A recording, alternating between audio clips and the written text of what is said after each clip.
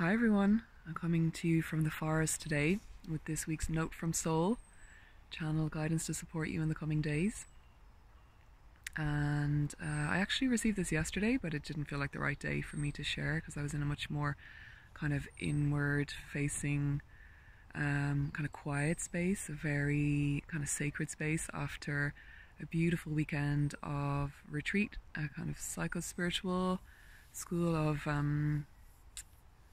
embodiment and kind of connecting with our true nature, looking at our patterns and kind of entrenched ways of being that get in the way of actually embodying more of our true nature. So very much the kind of work that I talk about here and right up my alley. And so just really kind of receiving that experience and letting it integrate and move through me. And over the years I've kind of learned to allow that space. I very much did not in the beginning, and it was so kind of intense and jarring to go from that space into what I called real life, which, you know, is debatable.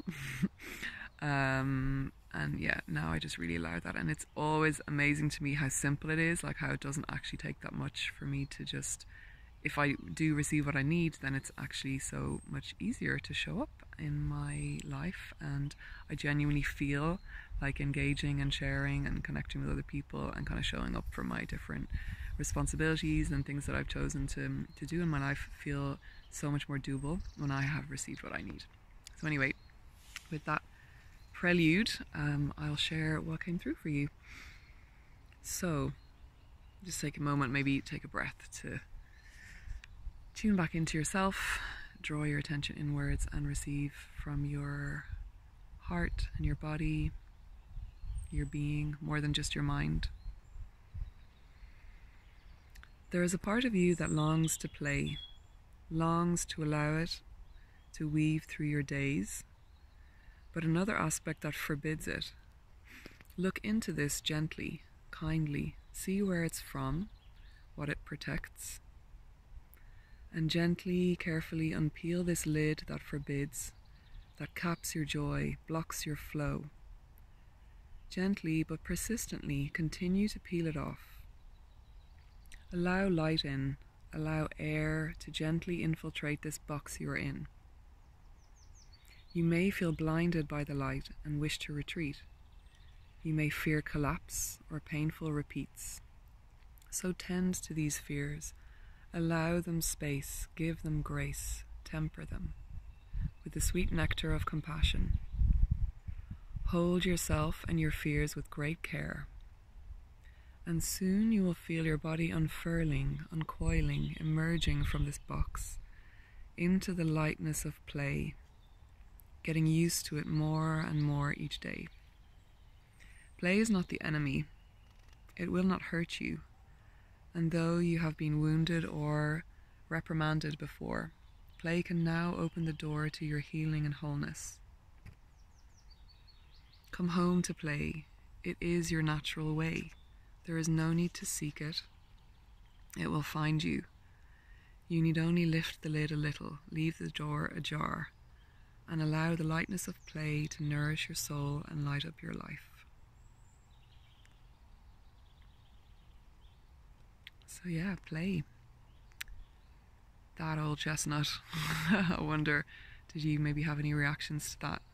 Sometimes feels like kind of an eye roll, like, oh God, yeah, you know I want to allow more play into my life, but it feels like hard to do sometimes. I think many of us grew up with very heavy responsibilities and very emotionally attuned to other people's needs and not so relaxed to actually genuinely play or allow it as a part of everyday life. And so there's a lot of grief that comes to the surface when we allow ourselves to play, or when we decide, okay, it's time to play. It's like you can feel a little bit weird or out of sorts about it. But yeah, when you actually, I think sometimes we think that there's a lot of like serious stuff that we need to do for ourselves before we're allowed to play.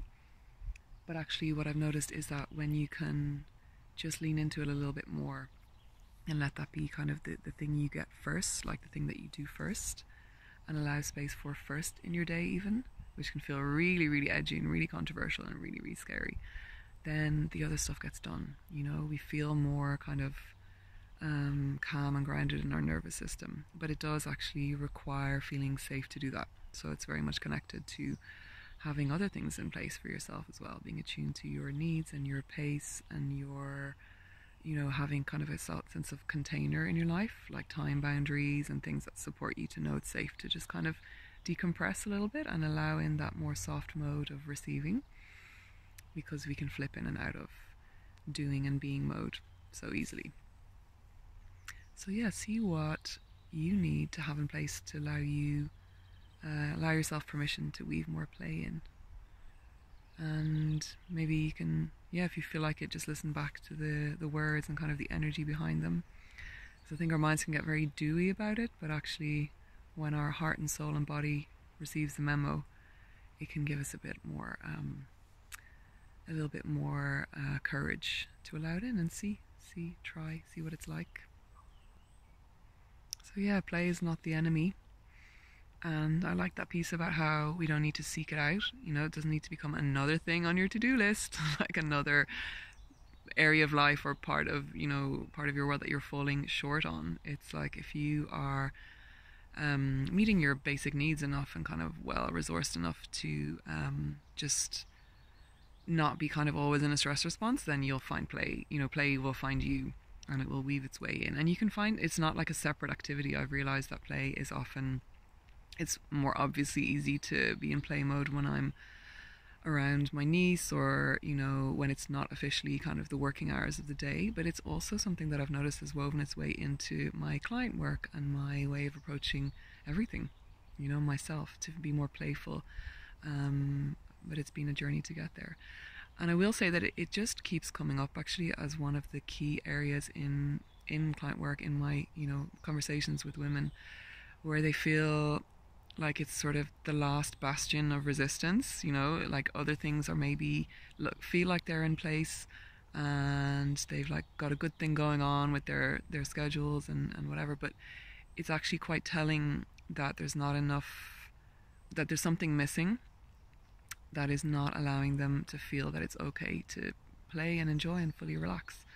So yeah, I keep feeling drawn to share about these themes that I was talking about in the context of Venus Embrace, the 6-week group, which that ship has sailed now at this point. But if you are drawn to it and for whatever reason was not in a position to commit to kind of doing that group or being in a container for a longer time, I'm going to be revisiting these themes in, I think, a series of workshops. I just keep feeling the pull to kind of talk about it and offer it in different contexts, and give people opportunities and experiences to kind of hear the information and also do some personal inquiry on it and have a bit of a conversation about it. So what is feeling most aligned at the moment is doing it in a kind of like in similar to how I run women's circles, but with an information piece, like kind of more workshop component, but also in kind of the spirit of including the spirit of the women's circles that I run. So it'll be not so much kind of moon circles or women's circles, but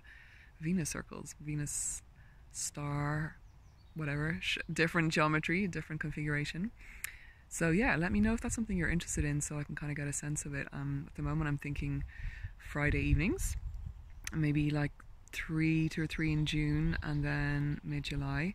So I'll be away on and off a little bit, but I really feel that this is kind of like the litmus test. These 5 areas that I keep returning to, that sort of surface places that we're misaligned, and are such a game changer in terms of kind of shifting out of the old way of relating to ourselves that is more from the pushing and fixing, where there's still some subtle layers of misalignment, to kind of like surface and shows up really where we're not actually fully honoring our specific needs and where we're kind of going through the motions of it or applying other people's formulas and not fully attuned.